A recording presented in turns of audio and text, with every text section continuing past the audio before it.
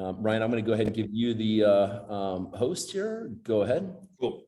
And there you are. Thank you, buddy. Go back into where I was.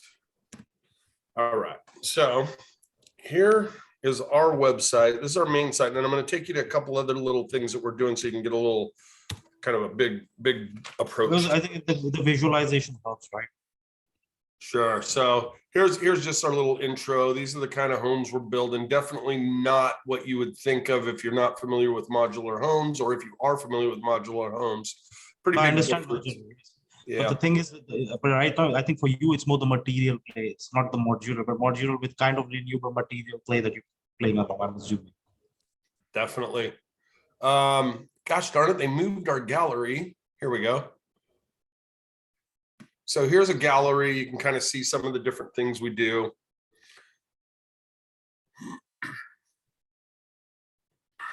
So you can see, you know, pretty wide array. We can do everything from a back house, you know, we have some 300 square footers, which I'll show you. And we can pretty much go to anything, you know, 5 stories. We can do multi-level, multi-use buildings. The benefits are that, you know, when you're building indoors, you're not dealing with climate and, you know, weather and theft and all that. And we, you know, that really speeds up the process. So we can build a heck of a lot faster than we could do stick built inside the factory. So there's a good look at some of the stuff we're doing. We've got some really exciting stuff coming up too, where people will be able to click on one of these models, and it's real close now. You know how it goes. I don't have to tell you programming. Sometimes you're building something, then you kick the tires, break it, and fix it, and keep going. So it's taking a little longer than we had hoped, but you'll be able to click on the exteriors, change them to all the options, go inside the house, change out, you know, flooring and anything you want, change some colors. I understand. Just make it more interactive. Absolutely. And then when they're all done, for us, it's a speed up, because our salespeople just get a PDF with everything they chose, turns into a sales order, boom. Really convenient.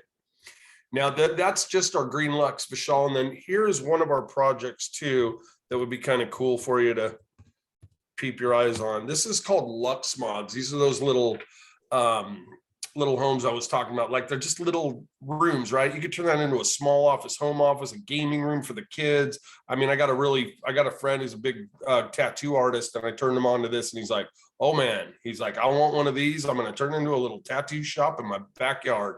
He doesn't have to go into his office. He's really considered. This is more like a pod. What's that? It's like a pod, like a small pod that fits. Yep. Yeah, and you can really do whatever you want with them, actually. So just a second.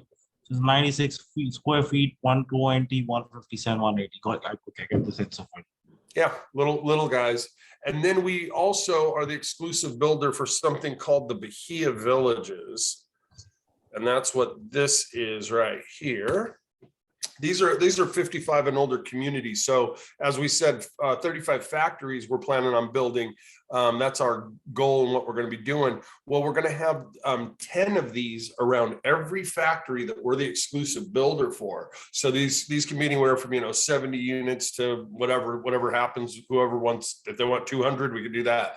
But the idea is these are really cool in the fact that, you know, we're going to be sharing and microgridding their power. They're going to be very efficient, very green communities, and they're doing really well. And as you can imagine, with us being the, you know, exclusive builder for it, we're not going to have a problem fulfilling builds, right? With 10 of these and coming into everyone, we're going to be pretty full. This isn't even mentioning that we have a lot of other modular builders. With this Bahia Village, what's a broader concept? Like, so you grab a piece of land, you do the plotting, and based on demand, you're able to install your modular pods and all the structures that whatever you put. Is that the basic business operation? Yeah, Larry, if you want to talk a little bit on that, how the investors come into it. But yeah, I mean, that's the idea, is that we've already got the land for some of these, and we're just building, like, you know, 70 units and selling them individually through Coldwell Banker. Okay, I think it's pretty easy. So, I mean, like I said, the innovation part is the material use, and the factories that you're building for the renewables is what I'm assuming. Yep. Over the stand, I mean, you have the traditional building side, I mean, the guys are building anyway. So I guess the place you're looking at is more sustainable and using better renewable materials to accomplish development. Yeah, we're using organic building materials too. So, you know, hemp and stuff like that. So these are fire resistant. They don't dry rot or mildew. They don't get termites. They, you know, they absorb CO2 actually, which is really cool for decarbonization, and they fossilize. They get stronger in time. So, you know, FEMA recommends modular builds for the disaster areas based on strength and everything right now. But when you start putting these organic building materials that kind of fossilize, your buildings and homes will be stronger 10 years after we build them than they were the day we built them. Nice. So now what's the crypto play in this? I'm sorry? What's the blockchain play in all of this? Where we? Yeah, so that's kind of where we're going. We got a meeting today. We're going to have kind of our first discovery meeting to start, you know, kicking out ideas and just, you know, just spitballing, throwing some spaghetti on the wall and see what sticks. And again, we want to do something pragmatic. We don't want to just have an NFT just to have an NFT. We want to do something that makes sense, has a use case. There's some sort of utility where people will be engaged. They're going to want to use it. They're going to want to, you know, see the excitement in it. But right now, I think we're kind of just talking about what all is available. What is the smartest thing we could do with, you know, what we're doing, and kind of hoping that, you know, with your guys' platform, you know, it's open source, Joe. So if something came up, we could, according to Ryze, I have a better solution for you, right? Because sure. we need to be pragmatic. So I mean, like I said, when you talk about physical assets and turning them into NFTs, when it's an upsell. So rather than turning NFT as a primary sell, you turn NFT into secondary sell. So I don't know whether you've heard of the concept of yield farming, right? Which exists within the realm of DeFi. Now, what could, you know, just like when you buy an NFT and you could be running a yield farm, why couldn't I buy a house and that house represents also as an NFT, which is a unique NFT, and you run some kind of a yield farming operation. Now, the question I have is this, right? What could typically be the size of these communities? How many people involved? 70 units to 200. They'll vary a little bit, but we're really trying to make them kind of think about like McDonald's, right? We really would like to make them pretty cookie cutter. Another thing I'd add is, just so you know, with our webinars twice a week, we've generated over 250,000 registered people. So we have an army, a tribe of people that have watched 2-hour webinars, sometimes multiple times. So that's what we're bringing, is that demand. And if Ryan goes to the stats, you can see we have about over 100,000 people that want us to build a home and 40,000 developers. Yeah. I mean, you can gamify, but the question I'm asking is this, right? Now, I mean, I have been through the process of buying real estate in yesteryears, and I've gone through the experience. A few things that I don't like. The experience is either average or very bad. It's very hard to be in a very, particularly when you're buying things and building things.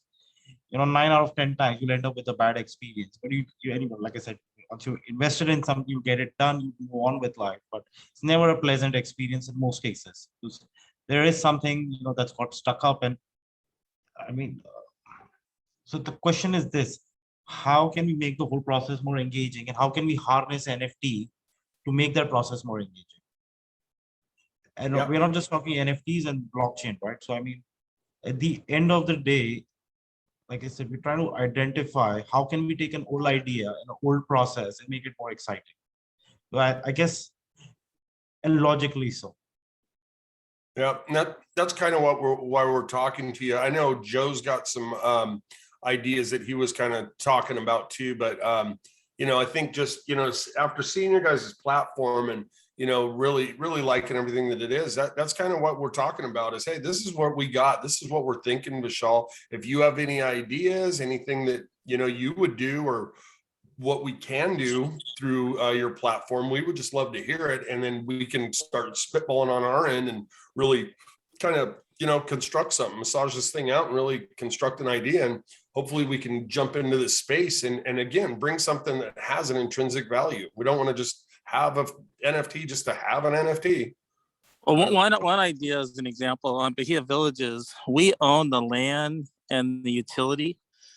company and the community. So we sell the modular units, but they're on land lease. But we own this asset, right? The community itself, and people that are passionate about, the senior market. 10,000 people are becoming seniors every day. And so fulfilling that and their needs, they can get in for a fraction of the cost of what it would take for them to be an investor in a developer or even a modular unit. It could be, Lawrence, $10 for the a share. Sorry. The point like I said, I'm not expert on everything on planet, but the sense I'm getting is this, right? Attaching physical assets probably doesn't make any sense because it's going to lead to all kind of compliance issues and all of other, bad things that make business more inefficient. Sorry. What I'm thinking is this: rather than reinventing the wheel, maybe you focus on value add as an additional value. Rather than attaching value, you can turn NFT for the platform into an additional add-on value, which creates greater value. Because rather than attaching existing value to an NFT and try to, like I said, at the end of, you're still selling real estate. So it's no different. But the point is, what if real estate came attached with additional value, like an add-on service, which creates greater value for the buyer and the investors and the community as a whole? That's where my mind is at. So each house could still be an NFT, or each asset could be an NFT, but that NFT does not represent house. It represents the additional value to the house.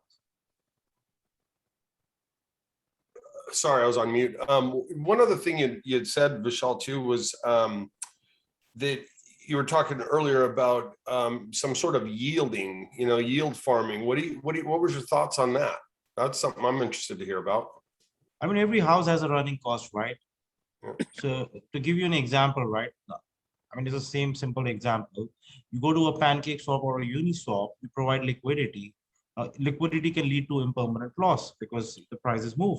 So what most platforms will end up doing is you can take those, when I deposit liquidity, I get LP tokens, and I could stake those LP tokens to earn some additional yield, which kind of compensates me for my impermanent loss. So similarly, when I buy a house, I've got a recurring expenditure. What if I could stake my house and generate some kind of token, which basically is creating? So I'm not going to sell somebody a house, but I'm essentially turning the house itself into a yield asset that can be attached to something. It generates a bunch of tokens, which can compensate some part of the running expenditure. Yeah, I like it. Very, very good incentive for somebody that's getting in for sure. So rather than trying to turn house into an NFT, why not represent NFT as part of the house, not the house itself, and then turn it into some kind of a yield farm? This could be electricity. There are 50 ideas we can work around in terms of how, why the yield farm would work and what kind of tokens it would yield and what kind of value those yield tokens would have. But because since you have such a strong community, and once you attach that NFT to the house, the affinity to that NFT is similar to the house, but it's not the house. Mm-hmm. I agree. That's the most natural fit. Joe, what do you got any thoughts? Yeah, that's the most natural fit. That's where I was going to go first too, is doing a yield farm.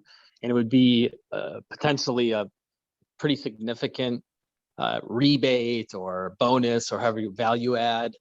The thing that you have to be careful of is to separate that entity enough so there's somewhat of an arm's length when people go to get a mortgage. Like I've even seen in the banking side, mortgages get denied because of some weird bylaws in, like they have to join the golf club or something like that. So if, an underwriter sees that, wait a minute, there's this was really pushed hard by this realtor, they're going to earn this huge side income. What the heck is this? So just got to craft that carefully so, it doesn't pop up on mortgages. So that's why I say you don't make it part of the house. It's not the value we still own up. We basically say integrated with this grid, which provides this add-on value. You sound weird, Vishal. Yeah, whoever's not muted, can you guys mute? And somebody's garbling. Sorry. Were you able to, sorry, Joe, were you able to hear my argument? Say that one more time, Vishal. Sure, okay. So the point being this, right? You're not really selling an NFT, it's an add-on value, but in a way, in a sense, you are paying for the NFT, but you're not paying for the NFT. But the NFT in some form of shape is an add-on value. It's free of cost coming to you with the house. And with the yield, you're incentivizing the community to participate on some kind of a DeFi platforms and connect with each other and, you know, probably build a market for something. But because that value is attached to your home and becomes a unique value, the possession of these NFTs would have even more affinity. Yep, that's a good idea. What about attaching it to the utility company? So based on the excess energy we create, would that make sense? That's different conversation, I think. But Joe, I mean, in terms of function, right? I mean, right now you're talking ideas, but in terms of function, I would do something simple as, you know, every home would have a unique address or a PIN code or some kind of identity. So you basically say when you buy a house, you also mint this token, which has a unique address. Now, the good thing is this, even if you sold this token along with your house, that doesn't mean you lose ownership of your house, but there is an add-on value provided with your house. And the only way these NFTs get minted is somebody bought a house. So the rarity of these NFTs are maintained because, I mean, it's not cheap to mint these NFTs. Now, the homeowner can choose to stick to this NFT or even decide to trade. But because they represent external value, even if I sold my home NFT, doesn't mean I've sold my house.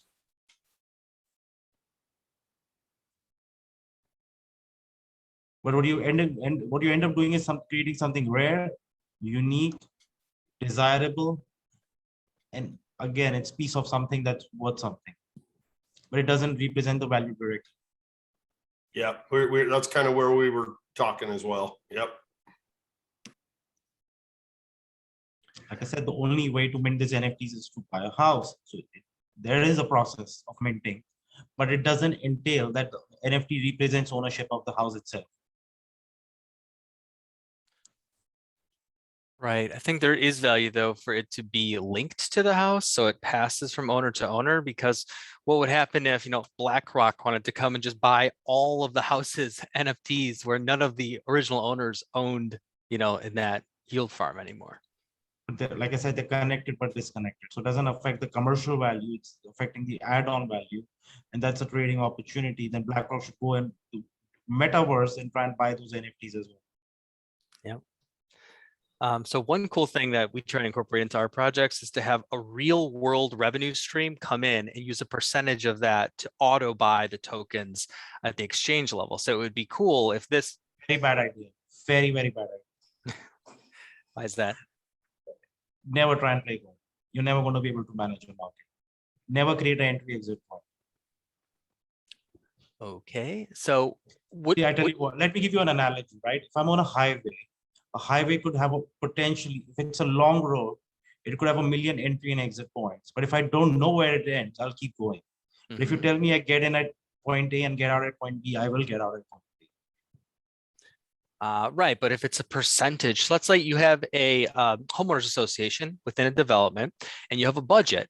What if 1% of that budget, well, meaning every month when people pay their homeowners association dues, 1% goes to programmatically buy the token on the decentralized exchange. That means for as long as that there's people owning those units, then that revenue stream would have to be providing that automated buying pressure. You don't want to be making revenue because then you're connecting the house directly. Well, in that example, the homeowners association, but yes. Very bad idea, because you will have all kind of legal complications, because even if 1 cent went from the house or the association that manages the house towards the DeFi, there is direct correlation. Yeah, I guess you're right there.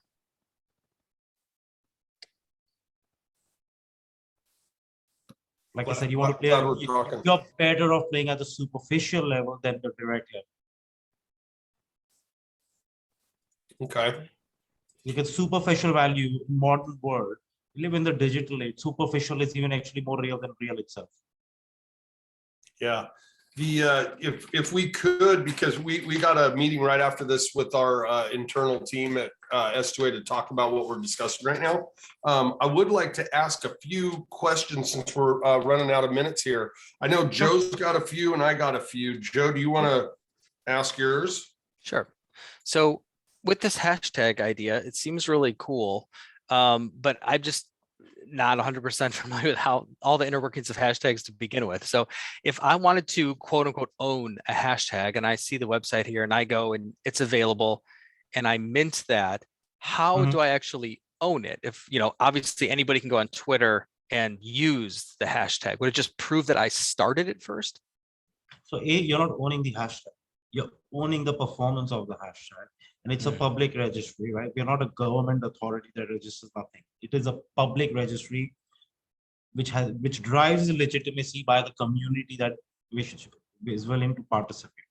So there is the only legitimacy that this registry has is the people participating and giving it the legitimacy. So there is no de facto authority or government organization or company that's validating this registry. Okay, that's good. So I see that it's built on Binance Smart Chain. So is the NFT side also on BSC? And like, does that mean there'd be cheaper gas fees, or what would the average gas fee be for minting? Right now, we've built it on the Binance blockchain, but we have the ability to move the entire ecosystem to any blockchain we wish in the future. So what's the average gas fee for me to mint one of these? 50, 60 cents, 70 cents. That's great. And then my only other question was, you know, typically when I do due diligence on getting money into any new platform, I'll look and see like who's audited these smart contracts. So has an audit been done yet? I don't do the audits for one very simple reason. Audit is only looking at the code, not the business model. Right. But it still would show whether or not there's backdoors or holes or any kind of. But that's the irony, right? Open Zeppelin is a standard format that every project uses. Why would I spend $25,000 auditing something that everybody uses? That's a fair point. I would say it's because the vast majority of people who would invest in a crypto project are looking for an audit report, whether or not there's real. Let me put it the other way around. If you want to get something audited, so you rather get a treasury contract audited because that's something we've written ourselves. The ERC20 standard contract and the ERC723 standard contract, there's nothing to be audited there because you have all the 7, 8, 12 functions. If you went to BSC scan right now, open our contract and went to read and write functions, they're just there. Anybody can test them, and people are already using it. So I mean, you know, it's just the certification of contracts has become a bit of a baloney because most scam projects are very eager to get their contracts verified because they have shitty business logic backing it up. And like I said, you don't need to verify Bitcoin code because it works. And there are a million people who vouch for it. Okay. But the point, it's the intent, right? For anything we need to get verified, it's a treasury contract which actually collects the money because that's something that we built ourselves. So I mean, in that sense, if I'm ever looking to audit something, it would be things we built, the standard products. Because the thing is this, right? If I give my ERC20, in this case, BEP20 contract for audit, everybody using the same stack from OpenSea, you're going to get the same shitty report and they're going to charge you $20,000 for that. Fair enough. So what you're saying is that if you built a custom bridge to get it into Polygon, and then that would warrant having an audit done because that would be a custom contract. Yes. Okay. But even that makes sense because why would I want to build my own bridge? Because they're already existing bridge, you just plug into them. Why would I want to reinvent the wheel? Because I'm trying to solve an objective. Unless and until I'm trying to build a bridge ecosystem myself. Right. So I mean, like I said, you harness the technology. If somebody else has already done that work, why would you want to redo that work? That's a fair point. We do, and we pay the big money for our project just because it gives that extra layer of protection that even if it's, so ours are custom is the first reason. And we spent an extra amount of money to go with Certic because obviously they're one of the big guys out there, but like we're trying to raise big capital and stuff like that. And so big investors, you know, they want to see audits. I mean, Whether it's like I said, I personally am not very. I don't like the I don't like to talk to institutions and raise institutional capital because they just hamper you. I mean, that's just my own quirk that in my own experience, I've always felt they kind of hamper your growth because they don't allow you to go in directions you want. And I hate sitting for board meetings once a month and wasting 1 week of my month preparing reports that nobody gives a shit. agree. So is this tradable on Pancake right now directly? Sure. You just go to tagcoin.io. So what we essentially done is, we think a lot about user convenience. So what we ended up doing is building our own interface on top of Pancake Swap, which basically, when you go to tagcoin.io, if you trade through tagcoin.io, you're trading on the Pancake Swap router. But we just wanted to give it a more exchange kind of feel. So we plugged in APIs and started plugging data from the blockchain so that people get a more sense of what the market is really. While because the existing swap interfaces are very pathetic. They just don't give enough information, which makes the user experience pathetic. Is it on any of these like CoinGecko or CoinMarketCap so a person could see kind of the chart? So right now you could see the chart on KuCoin and Nomics for now. But like I said, we just launched the trading 15 days ago. So we have to Oh, I see. So if you went to tagcoin.io,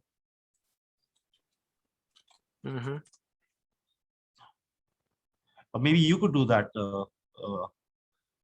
Ryan. Yeah, Ryan, Maybe pull up the screen there, tagcoin.io. Nice to see you, Joe. Hello, I'm back home. There you go. You can see the latest trades on the. If you see, we even show the pool balances, right? So I mean, the tag coins in the pool and how many BNB in the pool. So the idea is we're not really reinventing the wheel, but we realize that there is existing data that's there, and just out of sheer laziness, every swap that copies the Uniswap version 2 just copies Uniswap interface as well, and they're just being too bloody lazy. Yep. So that kind of begs the question that do people even care about consumers, or everybody's just interested in making a bunch of money quick and just, So instead of using like a proof of stake type model, you mentioned it's driven by the value is driven by how many people share or use that hashtag, right? So if you just go, Ryan, if you can pull up tagscan.info, tagscan, SCAN.info. Thank you. Just put a token ID random number between 1 and 18,000. Any random number between 1 and 18,000. Okay. Search. So that's a token ID 5,000. If somebody actually registers hashtag 5,000 as, celebration of we selling 5,000 token. So these are the current indexes that you have. On the right side. On the right, that's kind of funky. Go ahead, put another number in there, please. Tell me one. 5,001. 895, 5,020, whatever. Oops. Not 15. So you sold about 18,000 on hashtag. So you can. Yeah, okay. So in this case, the hashtag is bully. On the right side, we see the current index. So 3 days ago, 722 pages indexed by Google. 2 days ago, 869, 947, 977. So the index count has been on the rise. So people probably are using bully for whatever good or bad reason. And you see right at the bottom, you see the earnings transactions, which get paid out every hour to this hashtag. You can see the total amount of tag coins this particular hashtag is mined, as earned.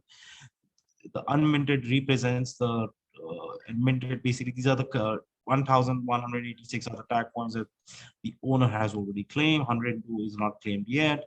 Its current grade is 6. This hashtag has had an average grade of 10. The current rank is 5,028. Over the lifetime, it's held an average rank of 5,801. So it's basically built like a profile of that hashtag in terms of usage on Twitter. And what we are putting is a social media indexing count basically comes out of Google, right? So Google will index all Twitter pages, and we can basically count the number of pages indexed by Google for a particular hashtag. So we- what is it possible for someone to just go here and mint, the top 1,000 hashtags if they wanted to, so they could be earning that profit? if you can identify them, why not? Right? Sorry, guys, gotta close this. Also, And David, then how did you does the reward tokens automatically just go into the same wallet you minted with, or do we have to claim them on the site? You have to claim them. So what we have is a claims contract. So the moment you make a claim, so we don't pre-mine the coins. So when you claim, you're minting the coins yourself. Mhm. So what the contract does is keeps record of how many tag coins have you earned, but those tag coins don't exist yet. So when you go through the claims process, you're minting your coins yourself. and So sorry, if you go Joe, back, so if you go back to tagcoin.io,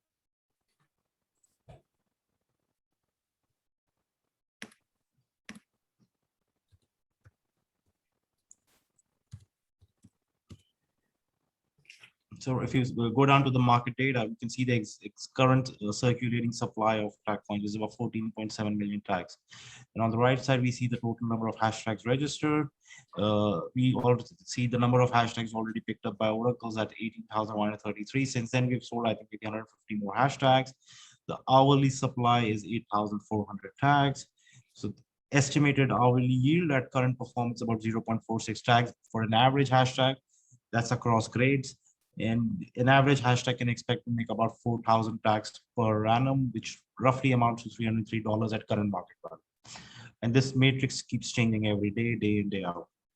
But the thing is, the users can come, they can look at this matrix and they can evaluate value of these hashtags. So if you're on a grade 1 bucket, so your earnings would be 0.46 plus 50%.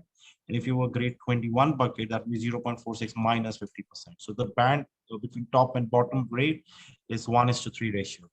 So if the top guy makes 3, the bottom guy makes 1. So, and what we do is we end up creating a bell curve for the 19 grades in between. So the bottom makes, so bottom is 200, top is 600, and everything in middle is minus 20 plus 20. So we created a grading system, and the reason we had to create the grading system and we can't pay as per rank is because it's practically impossible to run computation for 100,000 hashtags on a smart contract. It's easier to run computation for 21 grades. So by taking those hashtags, dividing them by 21, and putting them in one bucket. So if we sold 100,000 hashtags, we divided the number by 21, you roughly get 7,000 hashtags per bucket. So if you're ranked 1 to 1, 7,000, then you are in grade 1. So, on smart contract, we can run computation for 21 buckets. We cannot run computation for 100,000 unique IDs, right? Because you cannot run a counter or a loop. Vishal, if I could ask a quick question.